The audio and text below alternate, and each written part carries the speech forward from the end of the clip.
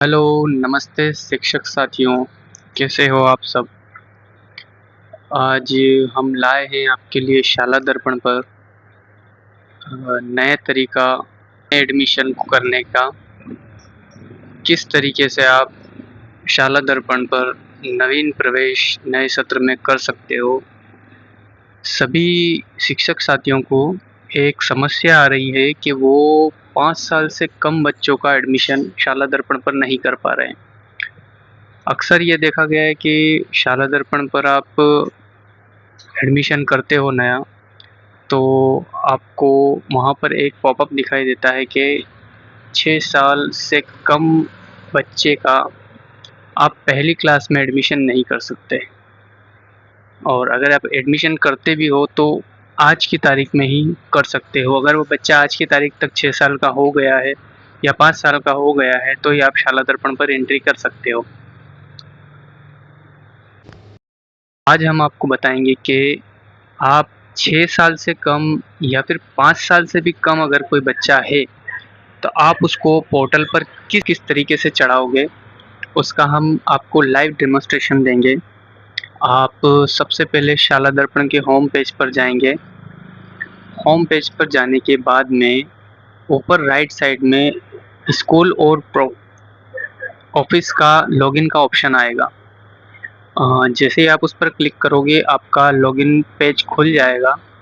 वहाँ पर आप अपनी शाला दर्पण आईडी, जिसको आप एनआईसी आईडी भी कहते हैं, शाला दर्पण आईडी डालोगे। डालने के बाद अपने स्कूल का पासवर्ड और फिर उसके बाद जो कैप्चा आ रहा है वो कैप्चा डालकर सबमिट करोगे। सबमिट करते ही आप अपने स्कूल के होम पेज पर आ जाओगे। होम पेज पर आने के बाद आपको काफ़ी सारे टैब दिखेंगे, जिसमें होम आ गया, विद्यालय आ गया, स्टूडेंट्स आ गया, कार्मिक आ गया, योजनाएं और अन्य काफ़ी सारे टैब हैं। तो आज हम बच्चों के एडमिशन, नवीन एडमिशन की बात कर रहे हैं ना, तो हम सिर्फ विद्यार्थी टैब के बारे में बात करेंगे। यहाँ पर आप विद्यार्थी टैब में जाओगे। विद्यार्थी टैब में जाने के बाद आप नवीन प्रवेश के अंदर जाओगे, स्टूडेंट न्यू एडमिशन एंट्री, या फिर हिंदी में आएगा तो नवीन प्रवेश प्रविष्टि। नवीन प्रवेश प्रविष्टि ओपन करने के बाद आप कुछ सामने देखोगे जहाँ पर बेसिक डिटेल फिल करनी है आपको, किस क्लास में आपको एडमिशन करना है और स्टूडेंट कहाँ से, अगर पहले पढ़ा हुआ है तो वो कहाँ से आया है। तो सबसे पहले आप क्लास सेलेक्ट करोगे, क्लास फर्स्ट। उसके बाद फर्स्ट ऑप्शन आएगा अध्ययन हेतु प्रथम बार प्रवेश। अगर बच्चा कहीं दूसरी स्कूल से पढ़कर आपके यहाँ पर आकर री एडमिशन लेना चाहता है तो वहाँ पर आप निजी विद्यालय से या पीएसपी से या फिर आयु अनुसार या शाला दर्पण से या अन्य राज्य से, अगर वो टीसी कहीं दूसरे राज्य से लेकर आया है तो अन्य राज्य से। शाला दर्पण से आया हो तो उसका शाला दर्पण का टीसी का क्रमांक आप वहाँ पर डालोगे। तो हम फर्स्ट क्लास में एडमिशन करने जा रहे हैं तो अध्ययन हेतु प्रथम बार प्रवेश के मॉड्यूल को सेलेक्ट करके गो पर क्लिक करेंगे। इसके बाद में यहाँ पर आपको दिखेगा, अगर बच्चा पुराने स्कूल से आया है तो आप शाला दर्पण आईडी, जैसे ही वहाँ पर शाला दर्पण का टीसी क्रमांक डालोगे, डालने के बाद सबमिट करोगे तो यहाँ पर पूरे स्टूडेंट की डिटेल ऑलरेडी खुल जाएगी।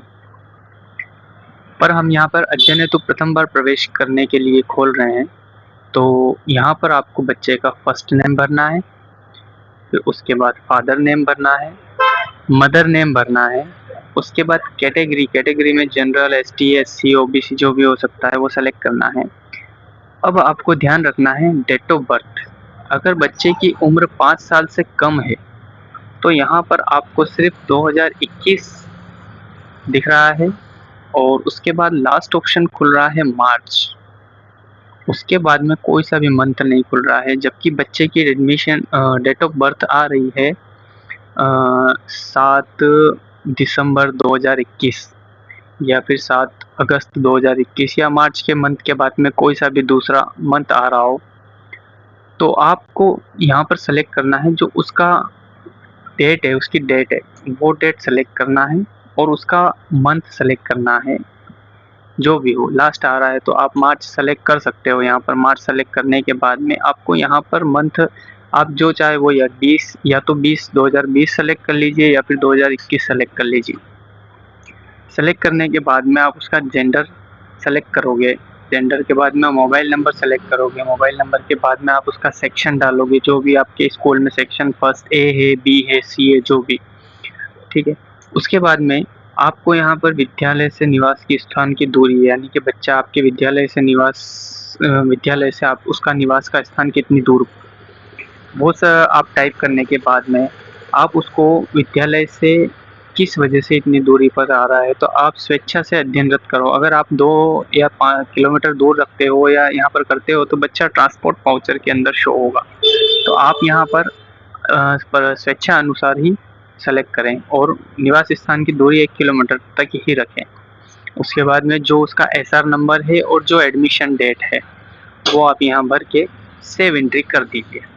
सेव एंट्री करने के बाद में आपका मॉड्यूल वापस से खुल जाएगा। यहाँ पर आप फर्स्ट क्लास सेलेक्ट करना, अध्ययन हेतु प्रथम वर्ष सेलेक्ट करना और गो पर क्लिक करना। क्लिक करते ही आपको यहाँ नीचे लास्ट में उस बच्चे की डिटेल शो होगी।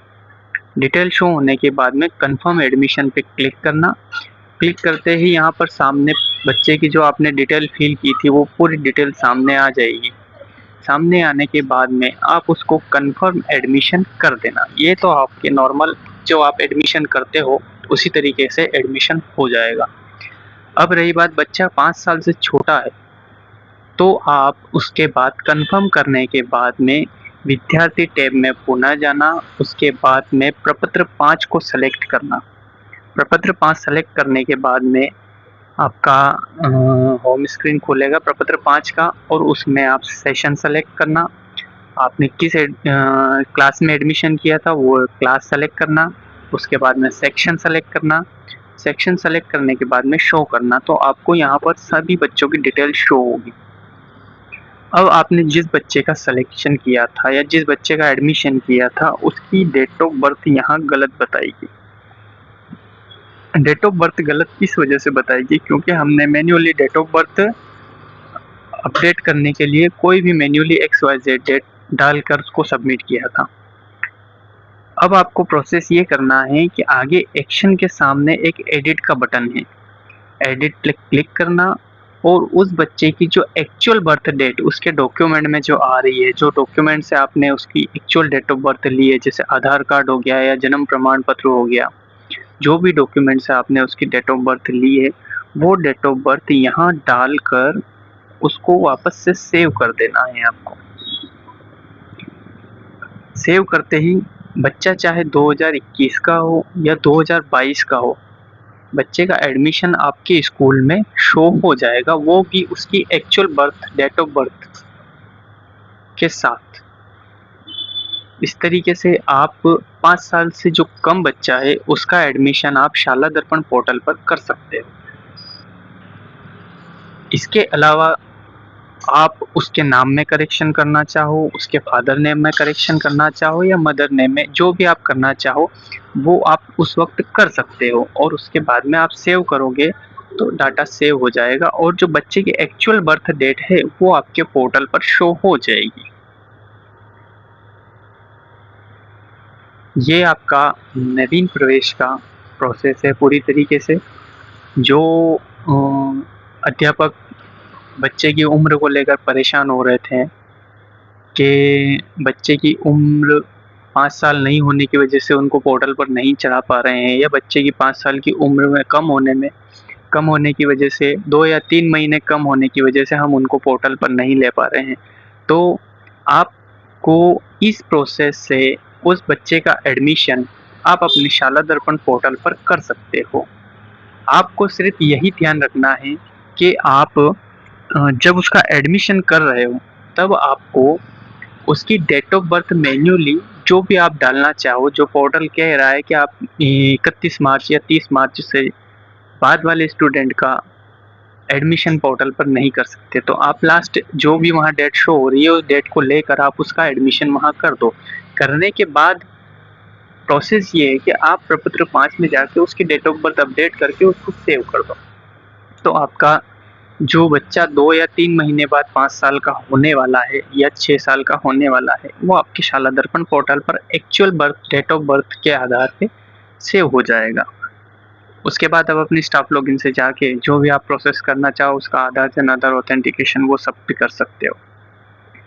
इस प्रोसेस के लिए धन्यवाद। अगर आप लोगों को मेरा प्रोसेस अच्छा लगा या आप और भी शाला दर्पण मॉड्यूल के बारे में जानना चाहते हो तो मेरे चैनल को फॉलो करो या आप मुझे कमेंट करो कि आप नेक्स्ट किस मॉड्यूल के बारे में जानना चाहते हो।